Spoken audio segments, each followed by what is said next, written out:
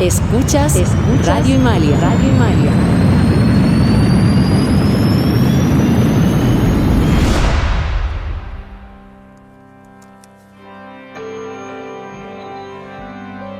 Agudicen sus sentidos y dejen entrar la luz para iluminar los oscuros mitos que pesan sobre la locura.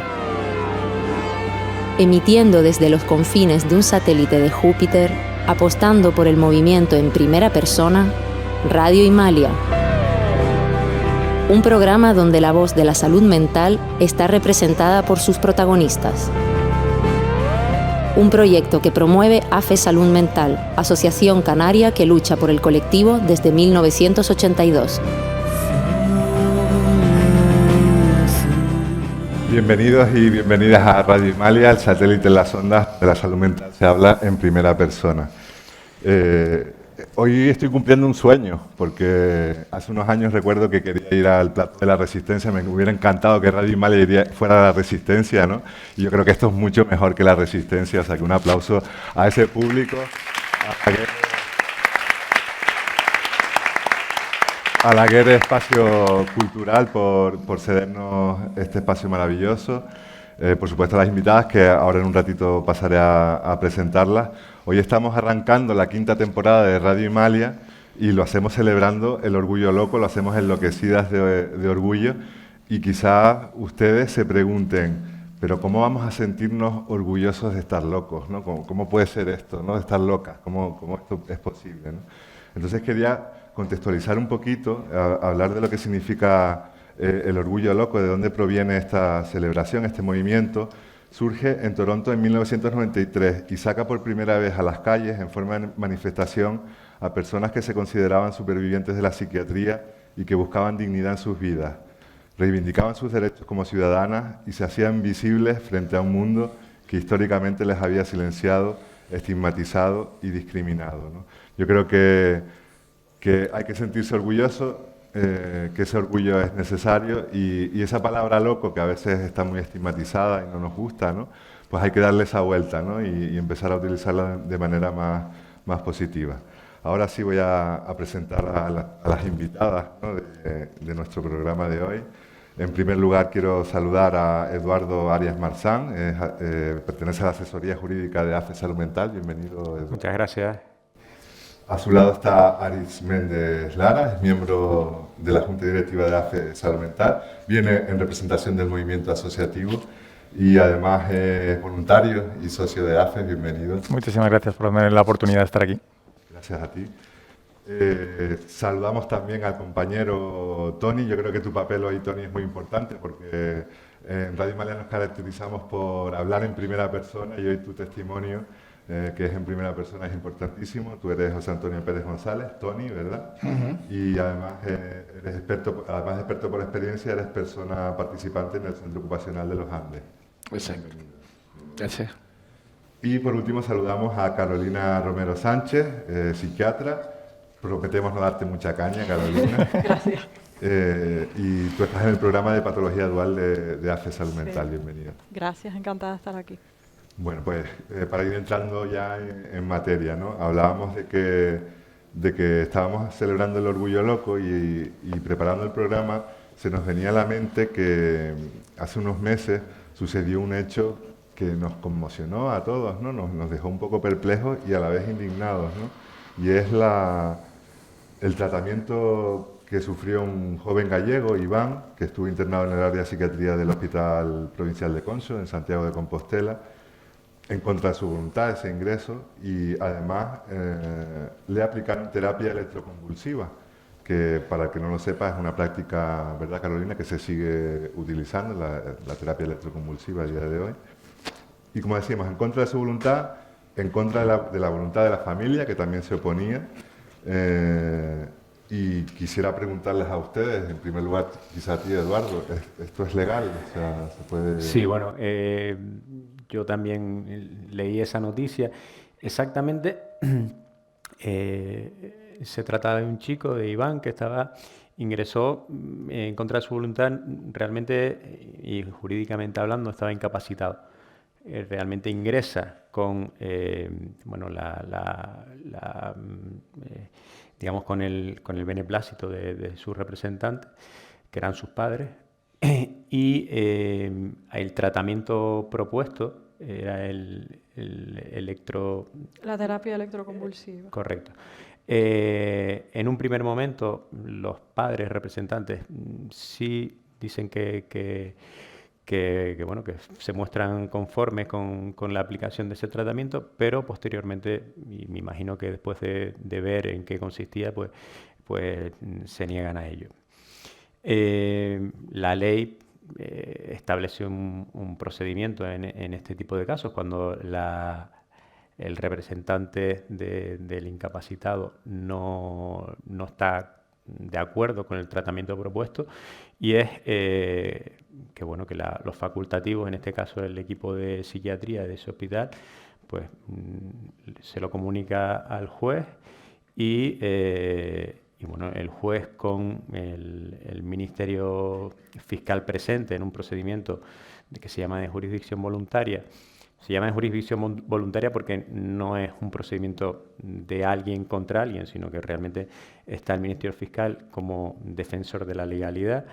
Y pues con los informes médicos el juez entiende que es correcto y ajustado a ese tratamiento, y pues en sustitución de los representantes de Iván, pues le da el visto bueno para esa aplicación. Es perfectamente legal porque la ley así lo establece. Como hablábamos antes, la ley maneja muchos conceptos jurídicos indeterminados.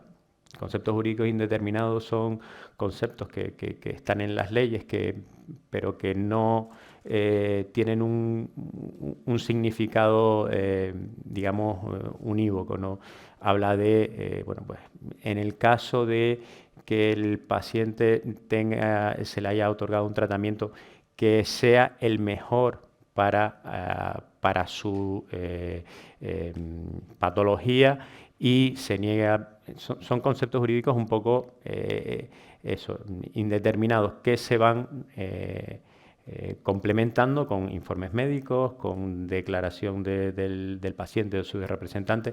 Y bueno, por eso yo, antes que nada, y antes de que maten al mensajero, la ley a priori es perfecta, porque sí, dice, oiga, si se pone en riesgo la vida del paciente por no aplicársele un tratamiento, pues será el juez quien lo valide. No creo que haya nadie que pueda estar en contra de ese precepto, por así decirlo, ¿no? Después está la casuística, que es ahí donde está el problema, ¿no?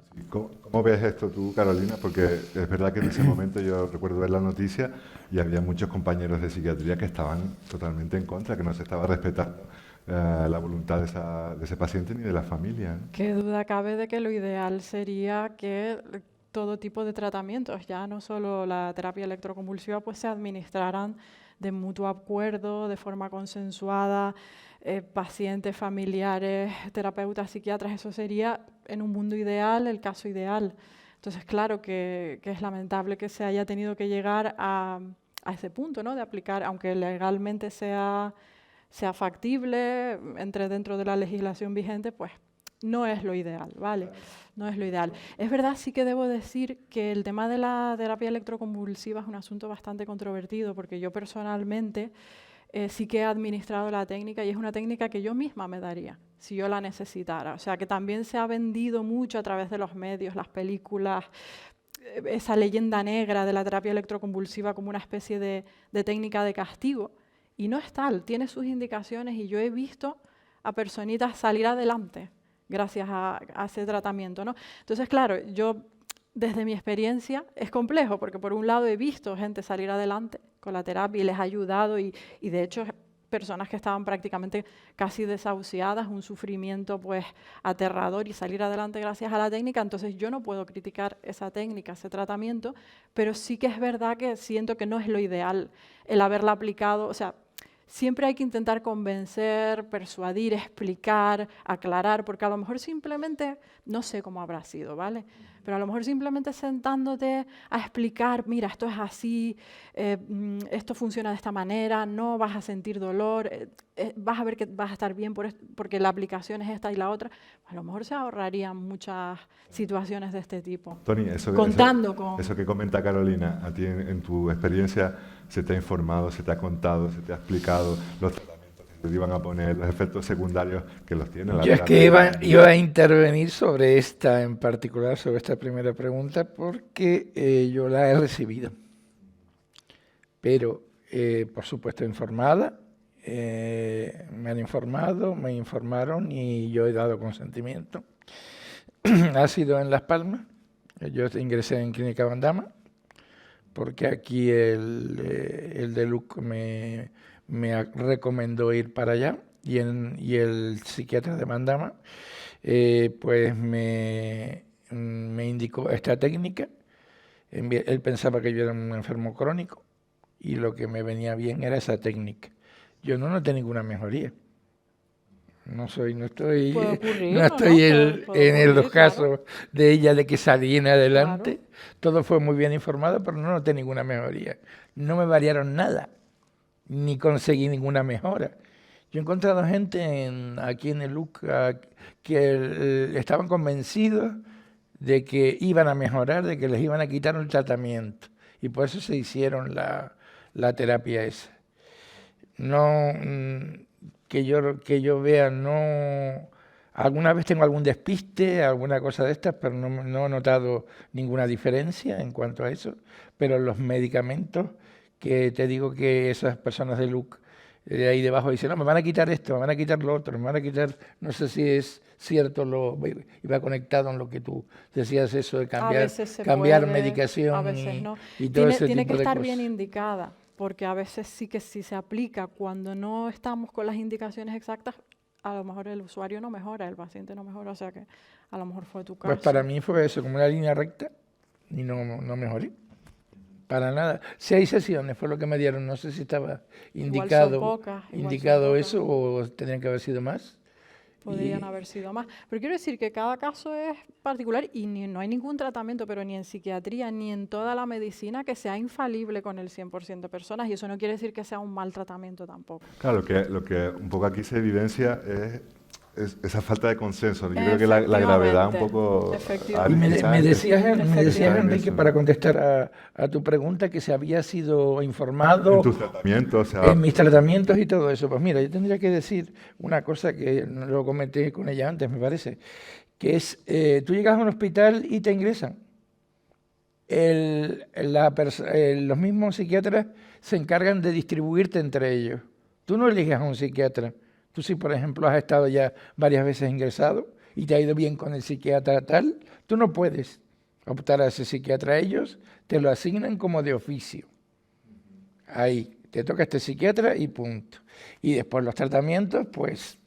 Te dan pastillas y no te dicen para qué es esto, lo que ellos estimen conveniente. Además me encontré un caso de que yo dije que una medicación era alérgico y me la suministraron, habiéndolo dicho. Y entonces imagínate, me pasó un caso como ese y se me empezó a caer la piel. ¿Qué pasa con los...? Porque dicen, no, es que no estaba, la medicación esa es una alergia que no estaba confirmada. Yo confirmada, sí, estuve en la residencia y se me caí dice, no, es que como no estaba confirmada, probamos con eso. Es lo que me dijeron. Por eso que de aplicación de consentimiento, nada, ninguno. Aritz. No, me he encontrado yo. Me parece un tema bastante complicado abordarlo desde mi punto de vista, desde mi experiencia como en este caso como familiar, ¿no? que acompaña a una persona con problemas de salud mental. Lo que sí creo que es importante es que a la hora de aplicar cualquier tipo de tratamiento, sigo pensando que la psiquiatría, y perdóname Carolina, estoy generalizando, sigue estando muy anticuada. Es decir, opino realmente por la experiencia vivida que sigue habiendo unas metodologías muy agarradas al pasado, ¿no? Es decir, creo que hay otras maneras de abordar la psiquiatría mucho más actuales. Sobre todo creo mucho en la parte terapéutica, en la terapia psicológica, ¿no? Y en esa experiencia vivida vi que no había ningún tipo de correlación, ¿no? entre tratamientos, es decir, era como la parte farmacológica de una psiquiatría y que se olvidaba totalmente de la parte emocional, de la parte psicológica, de la terapia, ¿no? Y pienso que hay una relación muy importante. No podemos, no digo que la terapia a lo mejor psicológica sea para todos, pero creo mucho en ella, la he vivido en primera persona y creo que es un método muy importante, es decir, una terapia muy importante que hay que aplicar. Es decir, que tiene que ir muy de la mano con esa parte farmacológica o este otro tratamiento, ¿no? Es decir, es muy importante al final que haya una relación de tratamientos y siempre, evidentemente, informando al paciente, ¿no? A la persona que en un momento va a recibir estos tratamientos. Sigo pensando que hay mucho trabajo que hacer. Por suerte, creo que vienen nuevas generaciones de psicólogos y de psiquiatras que están muy abiertos a otra manera de entender la psicología y la psiquiatría, con lo cual tengo un poquito de esperanza por lo que he podido ver, que hay nuevas generaciones que piensan que se puede abordar esto de otra manera. Hay un mantra, ¿no? en salud mental, ¿no? De que los psicofármacos es como la parte, digamos, una de las patas, ¿no? del tratamiento, de la recuperación y tal, pero también hay que recordar que los psicofármacos no son azúcar y inocuos y tal, tienen un efecto secundario. Y con lo que ha dicho el compañero. Claro. Y muchas veces, al igual que en el caso que hablábamos anteriormente, en mi caso ha sido así también, ¿no? Se me ha prescrito psicofármacos de manera forzosa, ¿no? De manera obligatoria. Si no me tomo el psicofármaco, la alternativa es vamos a la habitación y te vamos a poner un inyectable para sedarte, ¿no? Como castigo, ¿no? De alguna manera ante tu negativa de tomarte ese psicofármaco. ¿Qué podemos hacer ante esta situación? Si consideran que es una situación legítima y o no, y qué podemos hacer ante eso, ¿no? Las personas que... Jurídicamente tenemos siempre la ley establece siempre la máxima de si no se le da ese tratamiento va a suponerle un perjuicio mayor al paciente y la medida que se imponga tiene que ser proporcionada y con la finalidad de sanar, lógico, ¿no? Claro, en ese contexto, en esa horquilla de conceptos, caben muchísimas formas de hacerlo, caben muchísimas maneras de tratar esa problemática, pero lo que en ningún momento podemos pasar por alto es un consentimiento informado y es una información al paciente. Lo dice la ley de autonomía del paciente, que en todo momento el paciente tiene que estar informado y tiene que consentir el tratamiento. Y si no es así, sí, ya tendríamos que ir a la vía del juez. Ajá. Un matiz sobre el tema del inyectable, que realmente no se administra de manera punitiva, sino para intentar suplir los efectos de la medicación que no te estás administrando de manera oral. Lo que pasa es que con un inyectable no puedes estar continuamente, entonces es un poquito para sacar a la persona de esa fase aguda. Pero vuelvo a lo mismo, incluso aunque tú como psiquiatra consideres que esta persona en este momento, en este preciso instante solamente no es capaz de decidir por sí misma y necesita ese empujoncito, que menos que humanidad y explicación y hasta que la persona, porque de verdad luego empiezan a reaccionar al tratamiento, bueno, tú lo habrás observado y a lo mejor dices, pues entiendo que a lo mejor sí me viene bien, necesitaba una ayuda, no solo farmacológica obviamente, pero en ese momento yo no estaba en disposición de entenderlo, eso pasa, pero cónchale, la manera en que me lo impusieron, la manera en que me trataron, y muchas veces se les queda muy grabado eso, el cómo fue, más que lo que fue en sí. No sé si me... Sí, de hecho, un poco yo he vivido esa situación, ¿no? Y yo lo que percibo en los profesionales, en este caso enfermería, que son los que te suministran normalmente las comidas cuando estás ingresado y demás, yo preguntar, pero mira, esta pastilla yo no la conozco, yo no sé lo que es, y el personal de enfermería ya directamente interpretar que yo me estoy negando a tomarla, que yo me voy a poner violento, eso que yo me estoy negando... Eso es lo que está mal.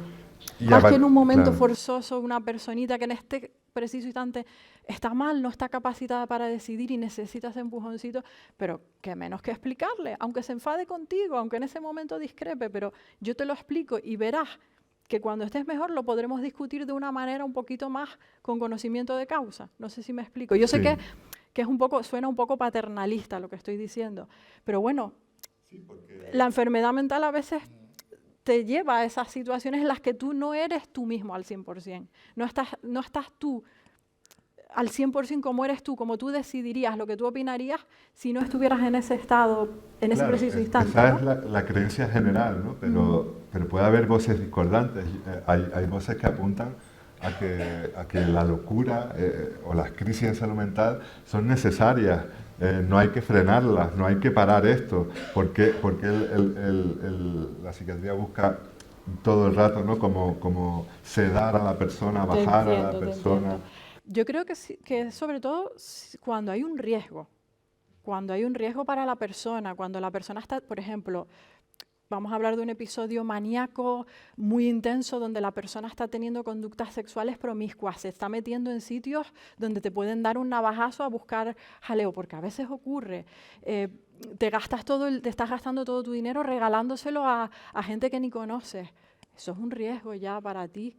Y luego probablemente cuando salgas de ese episodio puedes lamentar muchas de las cosas que hiciste. Yo creo que ahí es donde hay que intervenir. Sí, pero de alguna manera no estaríamos jugando con una especie de doble moral, ¿no? Porque en el resto de disciplinas médicas esto no pasa, ¿no? En cualquier disciplina médica, en un cáncer, pongamos, tú no quieres recibir una quimioterapia, está en riesgo tu vida. Si no te tomas esa quimioterapia, te puedes morir. Tienes toda la razón.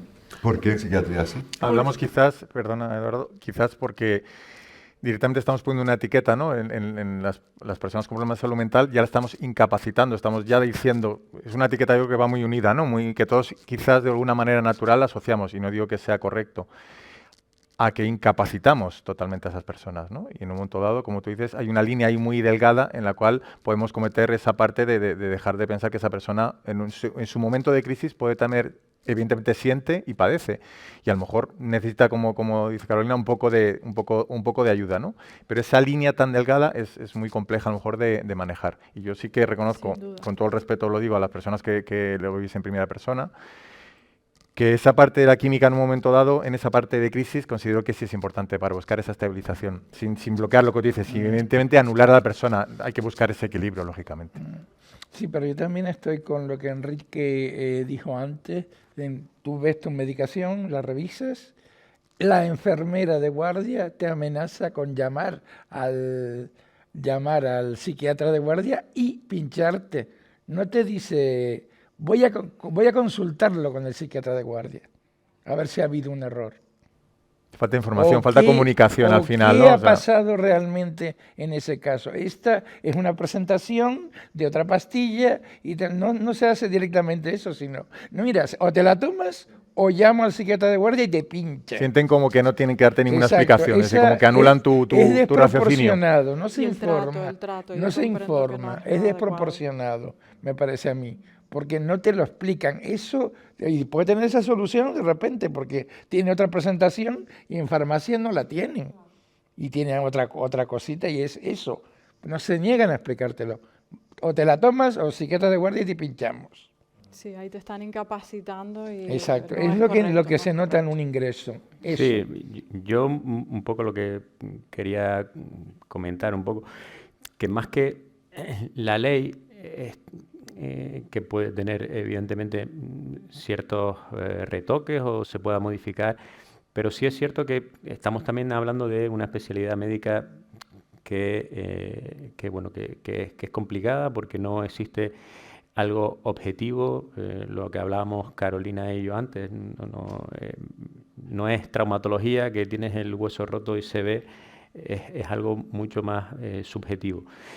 Hay otros problemas con tratamientos, como el que nombra Enrique, de problemas de cáncer, pero incluso hay otras cuestiones sobre tratamientos médicos que ya la jurisprudencia la tiene resuelta hace muchísimo tiempo, por ejemplo, con el tema de las transfusiones de sangre de los testigos de Jehová, porque no deja de ser un tratamiento, una aplicación tratamiento.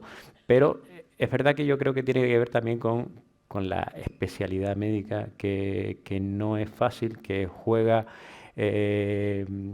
también el paciente en un momento dado puede tener sus capacidades intelectivas y volitivas afectadas, y a lo mejor la tiene afectada durante 1 hora y media y a la hora 35 ya no la tiene. Entonces es complicado, no podemos tampoco dar por cierto que ciertas cosas, porque realmente es que no son 2 más 2. Exactamente, y tampoco es todo tan objetivizable. Claro, yo creo que la clave con respecto a otras especialidades médicas es que sobre tu rodilla, si tú tienes tu mente intacta, tú puedes decidir. Y yo puedo decir, el médico me dice, si no te amputamos la pierna en 3 días te vas a morir. Yo digo, vale, no quiero que me amputen la pierna, y si me muero, me muero. Pero esa persona en ese momento, claro, todo esto es lo que hablamos, la relatividad de la subjetividad. Pero bueno, se presupone que esa persona en ese momento está decidiendo, es ella misma al 100%. ¿Qué ocurre? ¿Por qué se da en el tema de salud mental que muchas veces, pues porque es la propia mente, es la herramienta que tenemos para tomar decisiones, la que está afectada? Entonces, si tú estás en ese momento, tu mente no está al 100% como tú estás en estado basal, cuando tú estás estable, cuando tú estás bien, pues quizás las decisiones que estás tomando no son las que tú tomarías cuando eres tú al 100%. Entonces, ahí es que es la propia mente, es la herramienta. Claro, pero yo estoy contigo en lo que tú decías antes, Carolina, de que las decisiones deben ser consensuadas. Totalmente, ¿no? Eso sería porque lo un ideal. Psiquiatra también tiene su propia mente, y también Totalmente. su mente y sus emociones son subjetivas, ¿no? Totalmente. Muchas veces se dan los ingresos forzosos que el psiquiatra determina por la persona que la persona debe permanecer allí. Total. Y a veces puede ser, te pregunto, ¿no?, por miedo del propio psiquiatra a que esa persona posiblemente adivinar de que podría hacer algo en la calle, podría ponerse en riesgo o podría... Puede ser, claro. Sí, es algo muy subjetivo, ¿no? Estamos No hablando del predecir miedo de ni un la profesional, ¿no? Claro, no podemos predecir ni la conducta ni la nuestra propia. Pasa- a veces, ¿cómo vas tú pasa a predecir lo que va a hacer otra Pasa persona? además de manera sistemática con las contenciones mecánicas, con atar a las personas a la cama. Totalmente. ¿Por qué diariamente en las urgencias de los hospitales se ingresa personas, se ata personas a las camas, simplemente porque llegan allí con un diagnóstico psiquiátrico? Totalmente. Solo por eso. No Horrible, vienen agitadas, horrible. no vienen alteradas, no Sí, sí, vienen de nefasto, ninguna manera, nefasto, se les ata. nefasto. Y entiendo que por miedo Totalmente. del propio profesional a lo que podría pasar, Totalmente a que de la acuerdo. persona se vaya o ponga en riesgo a alguien. Esto es muy estigmatizante, ¿no? Evidentemente, y además, porque en muchos casos en esas unidades de urgencias no hay un apartado dedicado a personas con una salud mental, es decir, te meten en un pasillo con cualquier persona y lo fácil para ellos, evidentemente, ante la falta de medios que hay en la sanidad pública, al final van a lo práctico, ¿no? Y decir, bueno, yo ¿cómo me protejo de esta situación? Bueno, pues esta persona la sujeto ahí, pase lo que tenga que pasar. Es decir, no piensan en nada más, en esos derechos que hemos dicho, en esa necesidad de esa persona. Evidentemente, la etiqueta que digo yo que va como en la ropa, decir, esta persona tiene un problema de salud mental, vamos a limitar las posibilidades de que ocurra algo, ¿no? Y es así de triste y así de duro, y vosotros evidentemente lo habéis tenido que vivir, ¿no? Es triste, pero el sistema, de momento, por desgracia, sigue funcionando así. Tú lo acabas de mencionar. Esto no es que estamos hablando de hace años, esto sigue ocurriendo hoy en día. Con lo cual es bastante preocupante que esa vulneración de derechos siga ocurriendo. Esto además podría suponer que las propias personas, ante una repetición de una crisis, por ejemplo, yo al hospital no quiero ir. Total. Lógicamente. Porque De hecho, pasa. el trato que recibo, ahí a lo mejor la psiquiatría se ampara, no, es que no tiene conciencia de enfermedad, ¿no? Lo que no tiene ganas de Total. sufrir, o sea, Totalmente de acuerdo. porque lo que te van a hacer es hacerte sufrir, ¿no? Y es lamentable porque muchas contenciones se podrían evitar con tiempo y con dedicación y estando con la persona, y volvemos a lo mismo, hablando, dialogando, consensuando. El problema también luego es la infraestructura de urgencias, el pasillo, el otro gritando por allí, la otra que se está muriendo por el otro lado, y lo más fácil, lo más rápido es amarramos, claro. Yo discrepo totalmente con esa manera de actuar y considero que sí que ha generado tremendos traumas a muchas personas. Y yo lo he visto, Y hablando un poco de qué herramientas podemos tener las personas porque al final hay que recordar que cualquier persona podemos tener un problema de salud mental a lo largo de la vida y ninguno queremos recibir maltrato, ¿no?, por parte de nadie, ¿no? Y en concreto hay un documento que algunas comunidades autónomas sé que han puesto en marcha, no sé a nivel jurídico legal si las voluntades anticipadas, que es ese documento que uno consensúa, que puede registrar quizás ante un notario, donde dice yo no quiero que me lleven a este hospital, yo no quiero que me atienda tal psiquiatra porque tengo una percepción negativa de ese profesional. Sí, las manifestaciones anticipadas de voluntad es un documento que la persona redacta por sí o ante un funcionario o ante el notario y se registra en el gobierno de la comunidad autónoma correspondiente. Y en ese documento uno manifiesta, pues, si quiere recibir este o cualquier otro tratamiento cuando se dé una situación, pero volvemos a lo mismo, y es que tienen límites. Ese documento y esas voluntades tienen límites, y el límite es que no puede contravenir la lex artis médica. O sea, si finalmente el médico, aunque diga que una persona que la vida y la situación de urgencia para salvar una vida necesita este tratamiento, yo entiendo que esa manifestación anticipada de voluntad quedaría un poco en papel mojado, pero serviría para otras cuestiones. Pero al final lo dice bien claro la normativa, no puede ir contra la lex artis. Hay casos, como siempre, que son muy, muy claros, ejemplos muy claros. Oiga, mire, pues en una situación médica X, y si tengo diagnosticado cáncer, no quiero que me den quimioterapia. Bueno, pues eso parece que es perfectamente válido, pero habrá otras situaciones que son más complicadas. Sobre todo en casos de urgencia, de vida o muerte, claro. Y en ese caso la pena también, a lo mejor, perdona Enrique, es que hasta qué punto en diferentes sistemas de salud, diferentes comunidades, en un momento se acepte este documento y tenga esa validez. Es decir, hasta qué punto se conoce, incluso el paciente, que sepa que tiene esa herramienta, y segundo, que tú puedes decir, vale, yo conozco esta solución, pero a lo mejor tu sistema sanitario en la comunidad en la que resides no lo acepta, ni lo reconoce o ni lo conoce, ¿no? Con lo cual entras en una parte en la que dices, en bueno, este ¿qué hago, caso, no? las manifestaciones anticipadas de voluntad están en un registro, y desde el momento que esa persona ingresa en un hospital, salta automáticamente. Eso es lo que dice, como siempre, la ley, que es perfecta para todo. Ahí va. Pero sí hay un registro, y salta porque con el número de seguridad social automáticamente tiene que saltar ese registro y se tiene que poner en boga al médico esas manifestaciones de voluntad. Después vemos que siempre están los derechos personales de los pacientes, están siempre en equilibrio con los deberes del médico, porque al final están los médicos para salvar vidas, y la forma en que la hacen es donde está ahí el equilibrio y donde están los platillos de la balanza. Pero evidentemente es así.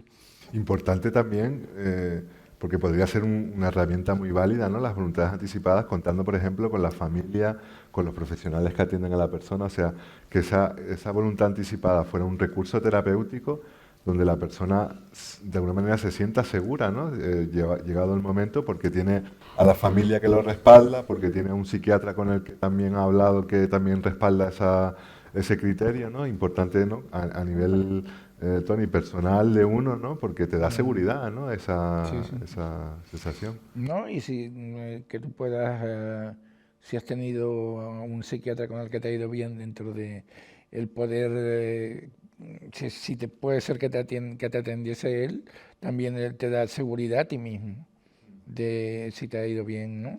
Lo que pasa es que el sistema, no sé si por la asignación esa lo aceptaría eso, ¿no? Por ejemplo, normalmente suele coincidir que los psiquiatras más en esa línea suelen ser muchos más demandados por los pacientes. Y luego, claro, ocurriría que a ese psiquiatra le suelen caer un montón de pacientes. Si eso fuera así, luego habría otros que nadie querría ir porque eso ocurre. Sí. Ay, Dios mío, estoy hablando más de la política. Bueno, como en todo, buenos profesionales regulares y malos. Esto es así de real en sanidad y en cualquier profesión. Pero que el sistema no permite esta flexibilidad, yo creo que también por cómo está todo montado. Y yo lo que percibo muchas veces con el tema de la salud mental es que cuando alguien entra en crisis, todos alrededor andan como pollos sin cabeza, ¿no? Que no saben muy bien qué hacer, no sé de tu caso, Aris, y qué bueno sería tener claro que el sistema responde ante eso, ¿no? Evidentemente, en mi situación fue darme un golpe de realidad, ¿no? Me sentí muy solo, evidentemente tuve la suerte en un momento dado que AFES Salud Mental se cruzara en mi camino, pero fue muy traumático, ¿no? Es decir, yo ante la situación de mi familiar me encontré con un sistema el que evidentemente era muy contradictorio. Es decir, yo quería ayudar a ese familiar, pero a la vez el sistema me decía, no, perdón, ese familiar usted no le puede ayudar porque es mayor de edad y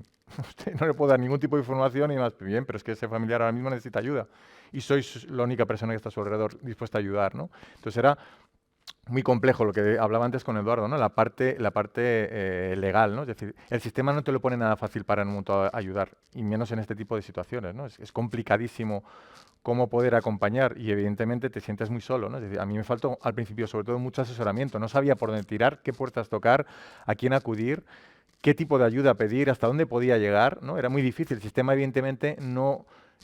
insisto, es muy contradictorio, es decir, no, oiga, no le podemos dar información, pero a la vez le pedimos que usted ayude, pero entonces ¿cómo ayudo si usted no me da información? Yo le quiero aportar información que evidentemente esa persona no le puede dar ahora mismo, y yo sí la tengo.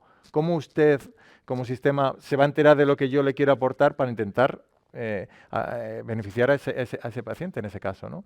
Es muy complicado para mí, reconozco que fue muy traumático con el tiempo, he aprendido mucho, he batallado muchísimo y desde aquí también reivindico la importancia de exigir al sistema y de reclamar. Esto no sé si en un momento lo hablaremos, ¿no? Pero es muy complicado. Sé que es un tema muy importante y muy delicado. ¿Por qué? Porque al final, evidentemente, la persona que lo vive en primera persona y que está ingresada puede tener miedo a las consecuencias. En mi caso fue así, ¿no? Dijimos, está recibiendo un trato inadecuado, pero si yo en un momento hago algo y pongo una queja ahora mismo en este momento, puede que a mi familiar pague las consecuencias. Cuando mi familiar me decía, necesito que me ayudes, me están tratando mal. Entonces, claro, entras en un conflicto moral muy complicado. Digo, vale, y yo además que soy una persona bastante reivindicativa, bastante idealista, entraba en un conflicto porque decía, si yo pongo una reclamación ahora, esto puede ser muy contraproducente y tienes miedo a las consecuencias, que el sistema en vez de decir, es verdad, estamos haciendo algo mal, este paciente, esta persona que acompaña está diciendo que no estamos haciendo bien, pero puede que sea contraproducente, ¿no? Y al final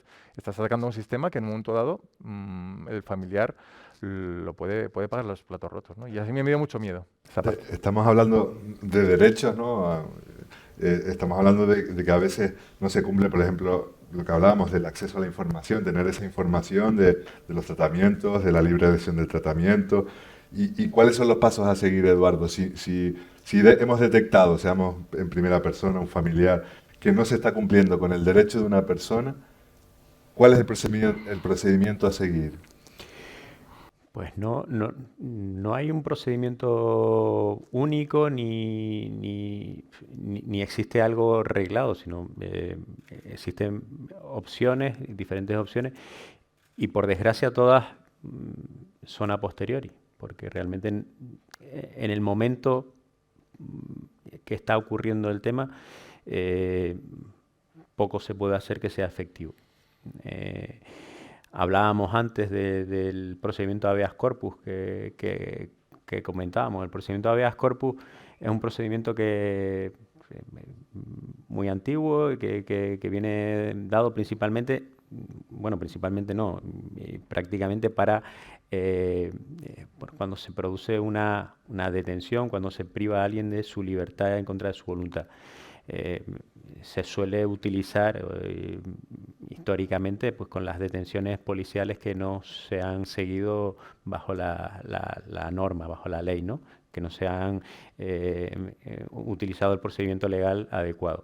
La persona pide habeas corpus. Pide habeas corpus y automáticamente la autoridad, en este caso pudiera ser un médico o un policía, tiene la obligación de tramitar ese procedimiento y ponerlo delante de un juez. Y el juez decide si esa privación de ese derecho de libertad es correcta o no. Pero esa, digamos que desde mi punto de vista sería matar moscas a cañonazos, ¿no?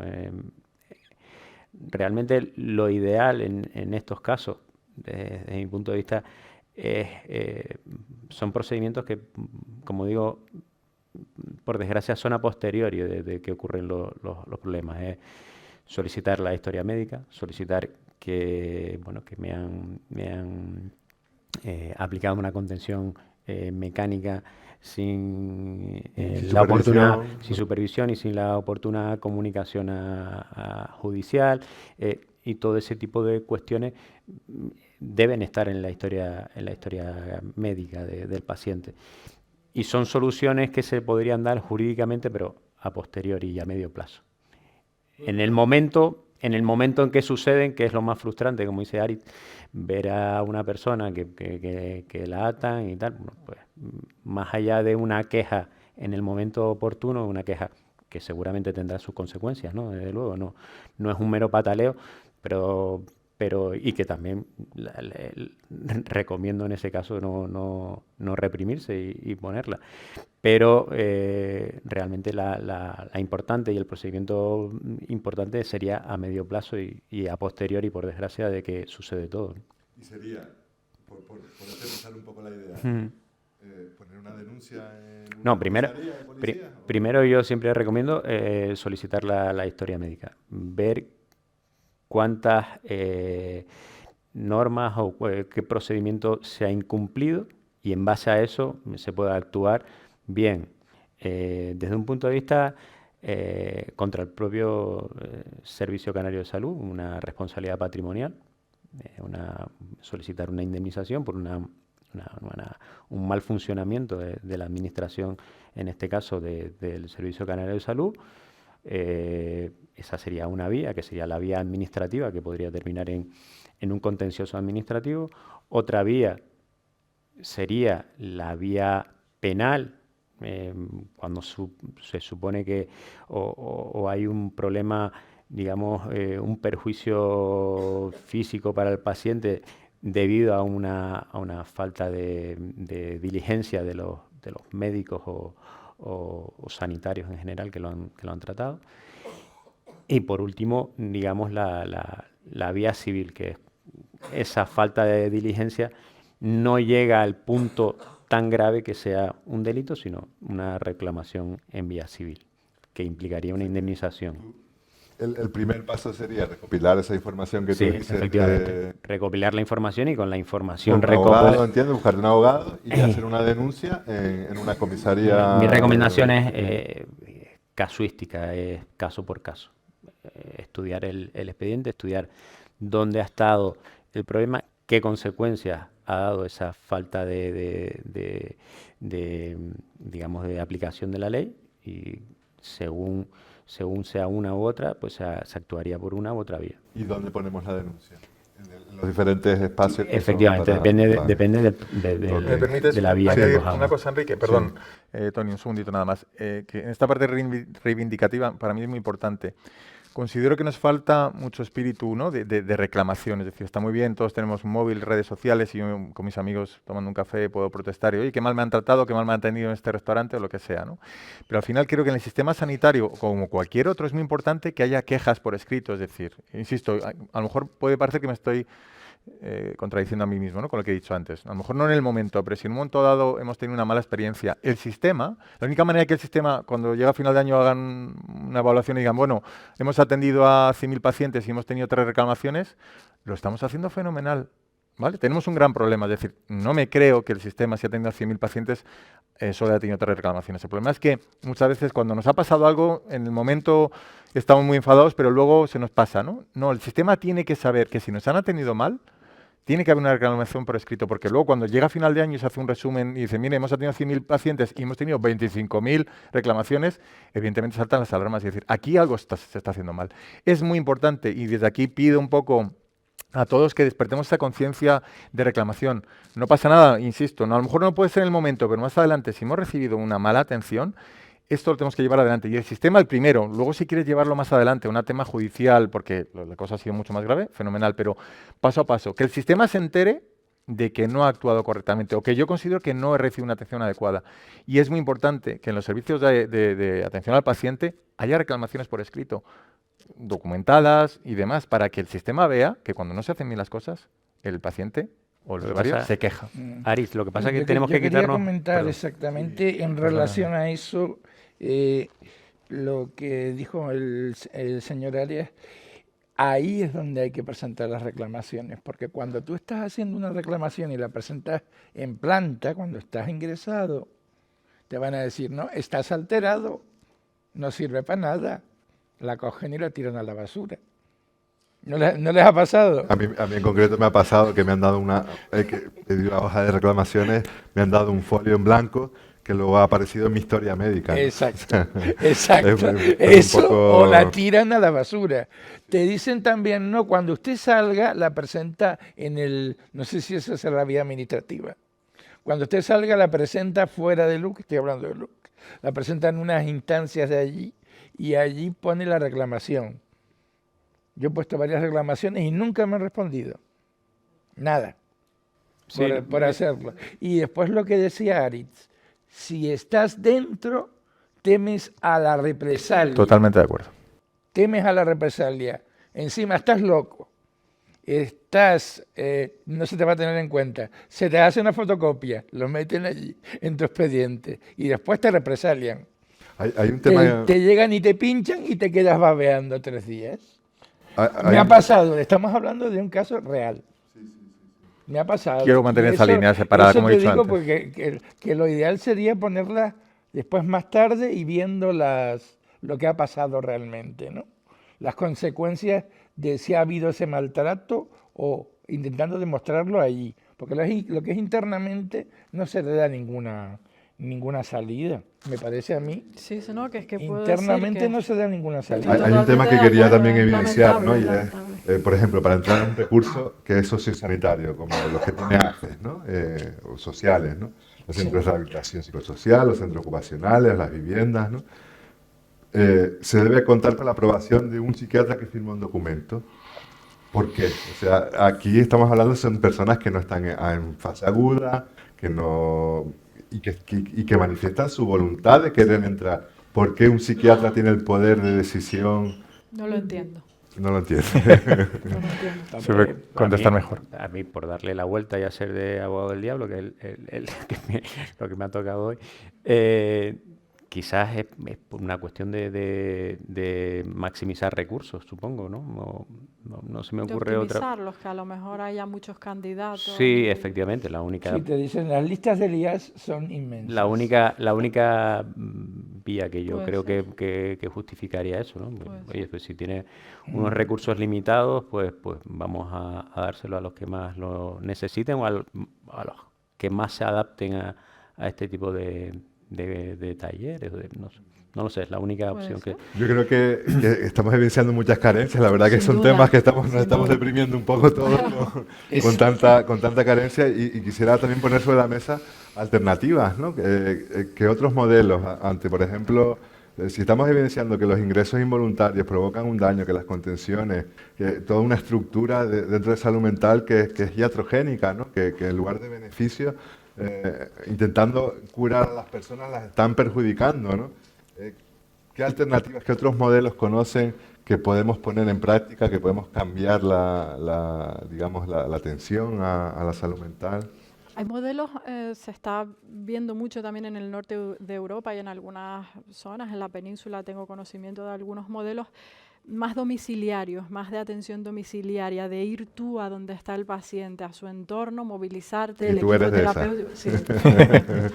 Sí, aunque dentro de AFES, no dentro de la sanidad pública, aunque bueno, el dispositivo para el que trabajo está conectado con la pública, pero más bien forma parte de AFES. Pero sí, ese modelo instaurado dentro de la sanidad pública de ir al entorno del usuario, al entorno del paciente, porque lo quieras o no, estás en tu casa, con tu familia, con tu gente, es más fácil. Y lo sorprendente, porque puede uno llegar a pensar, pero ¿y se puede desde la casa de la persona movilizar y de verdad ayudar, igual que si la persona está en una planta psiquiátrica con una supervisión 24 horas de un equipo de enfermería? Pues los resultados están siendo bastante buenos. De todas formas, desde el punto de vista legal, ¿no? La carencia que veo yo, o digamos, lo que a mí me chirría desde un punto de vista, por mi formación jurídica, ¿no? Es un poco el hecho de, oiga, no, aquí tiene un tratamiento que se le tiene que aplicar y yo recomiendo dar este tratamiento. Y el juez decide con los informes de los propios médicos. Digamos que no hay una contradicción, no hay un tratamiento de otro especialista que diga, pues no, ese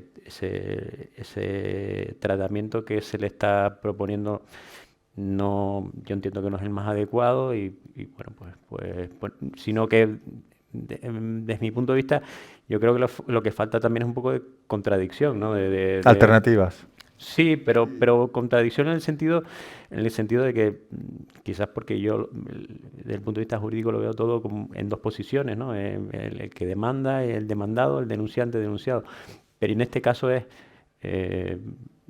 solo hay, sí, efectivamente, sí. Y yo entiendo que tampoco el médico forense adscrito a los juzgados tiene unos conocimientos lo suficientemente amplios y específicos en psiquiatría como para también oponerse a... De hecho, hoy en día esos tribunales, digamos, cuando te llama el juez por un ingreso involuntario y tal, se reducen a una tablet donde te preguntan tu nombre y si sabes por qué estás ahí, y básicamente es eso, ya está. O sea, yo desconozco si, como tú dices, si el juez tiene formación en salud mental. Dudo mucho que en un minuto sea capaz de valorar por una videopantalla el estado de un paciente, y al final lo que está haciendo el juez es ratificar lo que quiere el psiquiatra, claro, pero es proteger al psiquiatra en este la caso. ley no dice que el juez tenga que valorar al paciente. El juez lo que tiene, y es lo que dice la ley, es oír al paciente, oírlo. O sea, bueno, en España hay cuestiones legales y jurídicas que a mí también me sorprenden y que, pues, pero bueno, es el sistema. Se le da, por ejemplo, una prerrogativa a los notarios de que si la persona que firma y vende una casa está en perfectas condiciones volitivas e intelectivas. Y dices tú, ¿y por qué? No tenemos pruebas suficientes. No lo sé, ¿no? Pero bueno, también es verdad que tampoco lo podemos todo, encima de que tenemos una burocracia bastante lenta y bastante engorrosa, hacerlo todavía peor, ¿no? Pero es verdad que a mí me sorprende que hay ciertas, digamos, prerrogativas en España que para personas que no están formadas para eso, ¿no? El juez también actúa de manera defensiva, porque si un especialista te está diciendo, mira, esta persona tiene que estar aquí involuntariamente porque si no corre peligro, etcétera, etcétera, pues no hay juez ni forense normalmente que se vaya a oponer a eso, porque tú dices, si dejo a esta persona en la calle, cuando un psiquiatra me ha dicho que no lo recomienda y pasa algo, yo voy a ser responsable de esas consecuencias. Entonces es verdad. Por eso decía yo el tema de la contrariedad, ¿no? Claro. Falta algo de que tenga que decidir el juez. Oye, pues este me dice esto, este me dice no. Segura, si existiera esa contradicción, la entrevista sería más profunda, seguro. Y si algo también pasa por generar alternativas a lo existente, ¿no? Porque si lo existente estamos evidenciando que tiene sus fallos, que es verdad que puede ser mejorable, pero también hay iniciativas, por ejemplo, las casas de crisis, ¿no? Que están surgiendo, creo que en Inglaterra existen, ¿no? Son lugares, espacios abiertos donde no estás encerrado, donde se trabaja con un enfoque más social, ¿no? Más comunitario, los grupos de apoyo mutuo, las personas expertas por experiencia, ¿no? Que se está empezando a contar con ellas. Estos serían posibles cambios, ¿no? Que están favoreciendo que se empiece a escuchar, digamos, yo creo que este programa es un gran granito de arena, ¿no? Totalmente. Donde las personas con problemas de salud mental hablamos en igualdad de condiciones, ¿no? Porque yo en mi trayectoria, ¿no? Cuando yo empecé con los problemas de salud mental y tal, yo cuando me sentaba delante de un psiquiatra, yo iba con miedo absoluto y creía que él sabía más de mí que de lo que yo me conocía a mí mismo, ¿no? Y esa es, digamos, la tónica general. Las personas con problemas de salud mental ponen al psiquiatra, digamos, en un pedestal, ¿no? Y hablar horizontalmente y escuchar y proponer es lo que... Yo creo que es lo necesario. Y lo que has dicho, esa manera de abordar que estás comentando, ¿no? Esa manera de abordar la salud mental desde ese sitio, ¿no? Es decir, de acercarte a ese entorno, ¿no? Que es tan importante, como yo decía, es decir, al final a esa persona que ingresa en un hospital, evidentemente hay muchas partes de su vida que en un hospital no están, ¿no? Que a lo mejor han provocado esa situación, con lo cual abordarlo desde otra manera, decir, no, yo me voy a acercar a su entorno, el sistema, el recurso va a ir a donde esa persona está para conocer todo lo que le rodea, porque de alguna manera abordas esa situación con mucha más información, con lo cual tiene más posibilidades de acompañar, de ayudar mejor, ¿no? Y creo que es importante, como has dicho, esa manera de abordar esa nueva visión que hay dentro de la psiquiatría, de la psicología.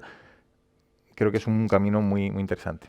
Modelos, por ejemplo, como el diálogo abierto, ¿no? Que se desarrolla en Finlandia, ¿no? Que tiene esta orientación, ¿no? de acercar, digamos, a los equipos de salud mental a las personas, ¿no?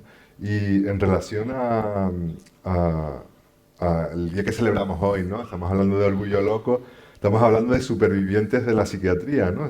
Fíjense ese matiz, no es superviviente de un problema de salud mental, es superviviente de la psiquiatría, ¿no?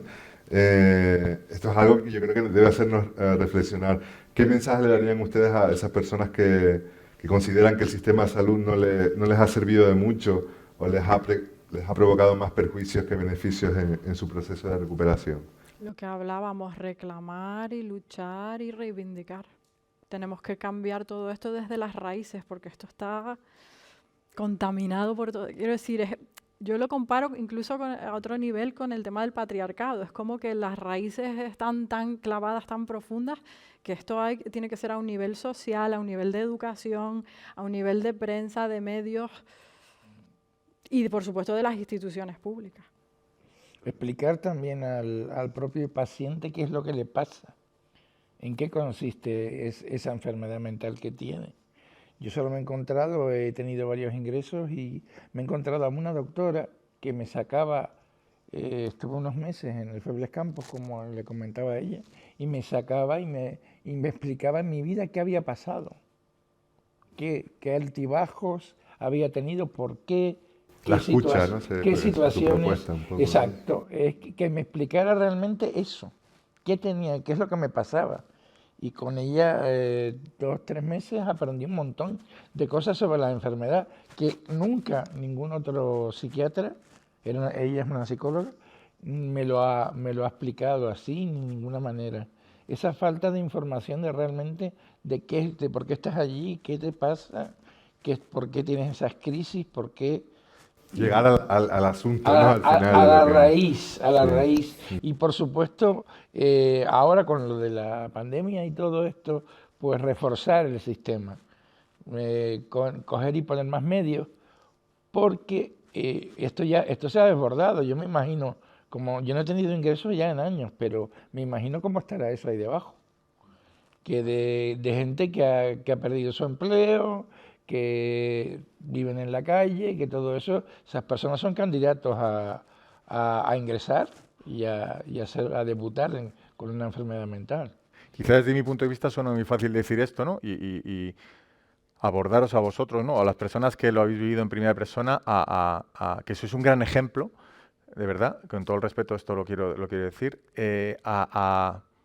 a perder ese miedo. Insisto, puede ser muy fácil lo que estoy diciendo y quiero que no me malinterpretéis, ¿no? Es decir, hay que tener valor para hacerlo, evidentemente, pero ¿quién mejor que las personas que lo habéis vivido en primera persona para explicar vuestra experiencia? Es decir, sois un gran ejemplo de superación, de sensibilización, tenéis un gran poder. Y las personas que también acompañamos también, es decir, insisto en ese rol reivindicativo, en todas las facetas, desde la educación, desde los niños pequeñitos, empezar a enseñarles inteligencia emocional, a entender cómo sienten, qué les pasa, las emociones. Es decir, es tan importante todo lo que hay en toda esa cadena desde que somos pequeñitos. Es decir, si a nosotros en otras generaciones nos hubieran enseñado inteligencia emocional, seguro que hoy en día lo que más se medica no serían antidepresivos, sería otra cosa. Con lo cual es una gran señal de alarma, ¿no?, de lo que está ocurriendo. Con lo cual Entre todos tenemos que hacer un trabajo, nos tenemos que unir, nos tenemos que asociar, tenemos que visibilizar, tenemos que normalizar. Lo que tú has dicho, esa palabra, ¿no? Psiquiatría, ¿no? Lleva una connotación tan negativa, tan dura, ¿no? Tan pesada, que entiendo que es muy difícil. Con lo cual, insisto en ese rol de apoyarnos, de sensibilizar, de hacer piña. Estamos en un momento muy importante en el que, por desgracia, la pandemia fue una gran bomba en la cual se demostró que la gente no estaba bien. Con lo cual tenemos que aprovechar esa ola de visibilización, de que tantos famosos hablan de salud mental, que están perdiendo el miedo a hablar de salud mental, deportistas, cantantes, actores, actrices, etcétera, ¿no? Con lo cual aprovechemos esa ola para visibilizar, para perder un poco ese miedo y hacernos fuertes para mejorar todo lo que se está haciendo en salud mental, que hay mucho camino por recorrer. Eduardo. Bueno, pues realmente a mí lo que se me ocurre y lo que estaba hablando con Carolina antes de pasar y contigo, Enrique, un poco que a mí desde fuera lo que me sorprende es que muchas de los tratamientos en psiquiatría siguen siendo del siglo XIX, ¿no? Y me sorprende porque mira que la evolución de la medicina en estos últimos siglos ha sido extraordinaria. Pero sí es verdad que me sorprende que los problemas que surgen y que hablamos aquí de contención mecánica son temas recurrentes ya de hace mucho tiempo, ¿no? Entonces me sorprende y al mismo tiempo me da que pensar que ahí hay un camino por recorrer amplísimo, ¿no? Yo rescato una reflexión que me hacía una amiga mía hace unos días, ¿no? De cómo lo que hemos hecho hoy aquí, ¿no? Hablar de derechos, ¿no? Saber que tenemos derecho a informarnos al final, ¿no? De qué podemos hacer. Yo creo que esto es fundamental, ¿no? Porque esta amiga mía, psicóloga Esther, ¿no? Me decía, puede existir una injusticia que sea, me ponía dos conceptos, ¿no? Injusticia epistemológica e injusticia invisible, ¿no? O sea, a veces, por el propio desconocimiento de que estamos sufriendo una injusticia, no denunciamos, porque no tenemos conocimiento de que eso es una injusticia, ¿no? Yo creo que ese es el paso principal que debemos dar, ¿no? Saber cuáles son nuestros derechos para poder ejercerlos, ¿no? Y de todas formas, y yo creo que también debemos quitarnos el complejo que decía Aritz y decía Tony de no me voy a quejar aquí en caliente porque va a tener consecuencias o no me van a hacer caso. Que yo también lo veo con clientes de, oye, mira, el juzgado o el juez o el funcionario me ha tratado como fatal y vengo como testigo y encima que vengo como testigo me trata, pues pon una queja. No, es que después si no, tenemos que también a lo mejor quitarnos ese complejo también y poner la queja. Cuando volamos en un avión y hay retraso, ponemos una queja y no tenemos miedo a que después nos traten mal durante el vuelo. Pues tenemos un poco también que sacudirnos ese complejo y hacer lo que debemos hacer, ¿no? Y pensar que tenemos más poder del que tenemos. O sea, creo que también hemos cogido un poco miedo, ¿no? A eso, ¿no? Es decir, tenemos mucho más poder. Nos hemos dado cuenta, hay muchos ejemplos en la sociedad que cuando de pronto la gente se ha juntado, ha conseguido cosas sorprendentes, ¿no? Que nadie se esperaba. Y de pronto un vecino le dice al otro, uno sensibiliza, otro habla con otro y creamos conciencia. Entonces, al final creo que nos hemos vuelto en personas a lo mejor muy individuales, ¿no? Y pensamos poco en el bien común, con lo cual creo que estas oportunidades hay que aprovecharlas para lo que hemos dicho, ¿no? Para visibilizar, para hacernos fuertes. Y lo que queremos al final también es avanzar, ¿no? Porque, como tú decías, Eduardo, ¿no? Quizás ahora vemos cosas que son aparentemente legales y tal, pero que a lo mejor éticamente ya nos parecen aberraciones, ¿no? Y yo creo que los profesionales ahí, los sanitarios, los abogados, las familias y las personas con problemas de salud mental, podemos de alguna manera contribuir a que se provoquen cambios, a que se produzcan cambios en esas cosas que ya éticamente nos están generando un malestar y que de alguna manera seguimos permitiendo porque el sistema va como va, ¿no? Y es complicado, pero rescato tu intervención, Aris, porque hay que perder ese miedo, ¿no? Ese miedo también, Tony, como estás haciendo hoy tú aquí, a poner tu cara, ¿no? Y decir, oye, yo he tenido un problema de salud mental. Yo creo que eso también está siendo un avance importante, el que las personas ya no tengan esa vergüenza y quizá algún día estemos celebrando el orgullo loco de una manera mucho más festiva, menos reivindicativa y menos basada quizá en las quejas, ¿no? De cómo hemos sido tratados y más de manera alegre y festiva. Que creo que de alguna manera cuando ya estamos bien, cuando conseguimos superar un problema de salud mental, la alegría vuelve, ¿no? a nuestra vida y es para sentirnos orgullosos, ¿no? Pues sin más, yo agradecerles especialmente a todas ustedes invitadas, a Eduardo, a Aritz, a Carolina y a Tony, su presencia en Radio Imalia, decirles a todas que pueden seguirnos en nuestras redes sociales y que estén atentas a los próximos programas de Radio Imalia. Y un fuerte abrazo para todas y nos vemos en la próxima. Muchas gracias. Muchas gracias.